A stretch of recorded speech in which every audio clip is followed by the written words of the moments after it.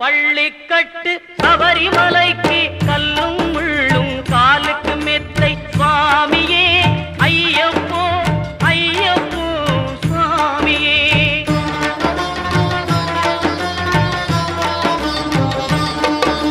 நெய்யபிஷேகம் சுவாமிக்கே கற்பூர தீபம் சுவாமிக்கே ஐயப்பன்மார்களும் கூறிக்கொண்டு ஐயனை நாடி சென்றிடுவார் சபரிமலைக்கு சென்றிடுவார் சுவாமியே.